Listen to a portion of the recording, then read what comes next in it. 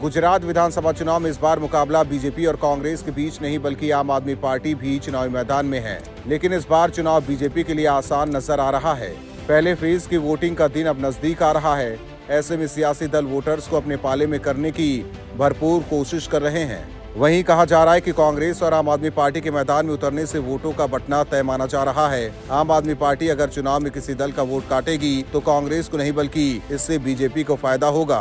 दूसरी ओर पिछले चुनाव में जो युवा बीजेपी के खिलाफ मैदान में थे, अब वो भगवा दल में शामिल हो चुके हैं। 2017 में हार्दिक पटेल, अल्पेश ठाकोर और जिग्नेश मेवाड़ी बीजेपी का रथ रोकने के लिए काम कर रहे थे।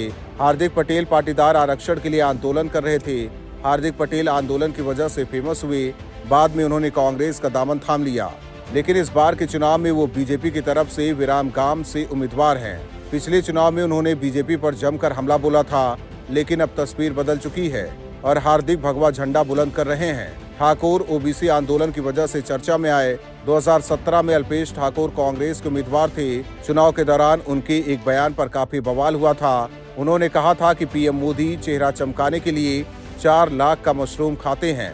लेकिन इस बार ठाकुर गांधीनगर दक्षिण से बीजेपी के उम्मीदवार हैं और मेवाड़ी दलितों के अधिकार के लिए मोर्चा खोले हुए थे। जिग्नेश मेवाड़ी ही एक ऐसे युवा नेता है जो पिछले चुनाव में भी बीजेपी के खिलाफ थे और इस बार भी बीजेपी के खिलाफ ताल ठोक रहे हैं। 2017 के चुनाव में उन्हें बड़गाम सीट से सफलता मिली थी। हालांकि कांग्रेस ने भी उनका समर्थन किया था।